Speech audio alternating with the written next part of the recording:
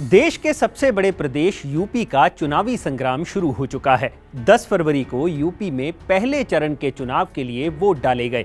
Phase 1 में वोटरों ने 58 सीटों पर उम्मीदवारों की किस्मत का फैसला कर दिया है, जिसका नतीजा 10 मार्च को पता चलेगा। लेकिन खबर ये नहीं है, खबर है चुनाव शुरू होने से पहले सभी पार्टियों का मैनिफेस्टो, जिसमें कई तरह के वादे किए गए और इनमें से एक वादा ऐसा है जो समाजवादी पार्टी और कांग्रेस दोनों के ही मैनिफेस्टो में है।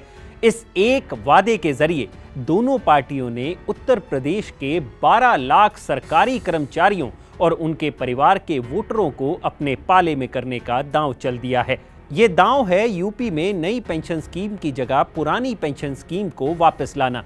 तो चलिए बताते हैं आपको कि ये पेंशन स्कीम का विवाद आखिर है क्या, और साथ ही आपको बताएंगे इसे लेकर किए गए इन पार्टियों के वादों के बारे में, और क्या ये जो वादे ये पार्टियां कर रही हैं वो पूरे भी हो सकते हैं या नहीं।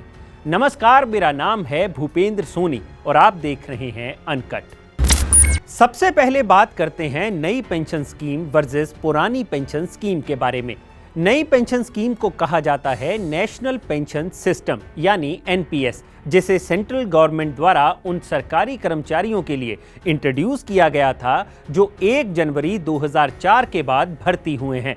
एनपीएस के तहत हर सरकारी कर्मचारी को एक permanent retirement account number allot किया जाता है, जिसमें हर कर्मचारी को अपनी सैलरी और डीए का 10% हिस्सा इस पेंशन स्कीम में डालना अनिवार्य है, और उतना ही पैसा सरकार भी उनके खाते में डालती है।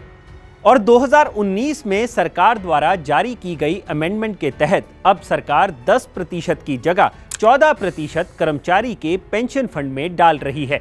ये जो पैसा जमा होता है, इस पैसे को फंड मैनेजर्स द्वारा अलग अलग जगह इन्वेस्ट किया जाता है ताकि कर्मचारियों को अच्छी रिटर्न मिल सके।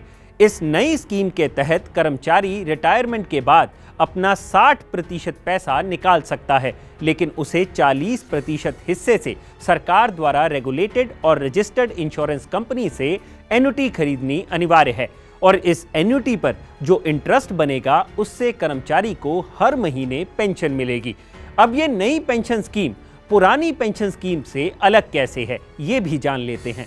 पुरानी पेंशन स्कीम के तहत कर्मचारी की पेंशन फिक्स होती थी। कर्मचारी की जो आखिरी सैलरी होती थी उसमें जितना बेसिक सैलरी का पार्ट होता उसका 50% उसकी पेंशन बन जाती थी और बाकी के बेनिफिट्स अलग मिलते थे।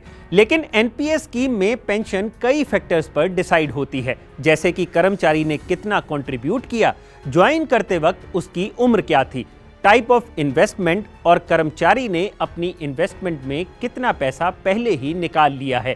यानी एनपीएस स्कीम के तहत कर्मचारी जितना पैसा डालेगा उसे उतनी पेंशन मिलेगी। अब आते हैं समाजवादी पार्टी और कांग्रेस के मैनिफेस्टो पर। अखिलेश यादव ने पिछले ही महीने ये ऐलान किया कि अगर समाजवादी पार्टी की सरकार प्रदेश में बनती है तो वो 2005 से पहले वाली पुरानी पेंशन स्कीम को लागू कर देंगे, जिसके लिए योगी आदित्यनाथ ने अखिलेश यादव पर निशाना साधते हुए कहा कि न्यू पेंशन स्कीम को क्लियरेंस अखिलेश के पिता मुलायम सिंह की सरकार में ही दी गई थी। उधर कांग्रेस भी इस समस्या का हल निकालने का दावा कर रही है।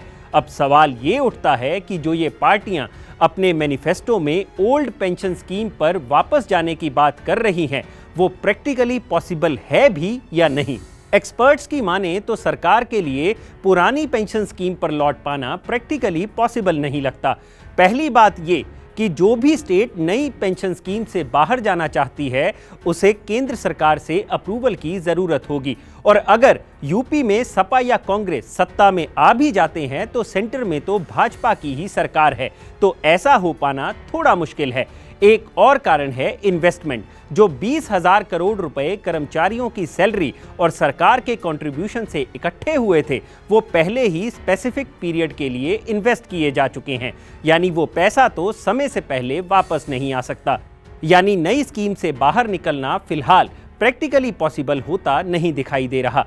यानी कुल जमा बात यह है कि पार्टियां कर्मचारियों का वोट लेने के लिए जुमला तो उछाल देती हैं, लेकिन धरातल पर उसकी सच्चाई कुछ और होती है। अगर आपको ये वीडियो पसंद आया हो तो उसे लाइक और शेयर जरूर करें और जानकारी से भरे ऐसे ही और वीडियोस देखने के लिए सब्सक्राइब करें हमारा चैनल अनकट।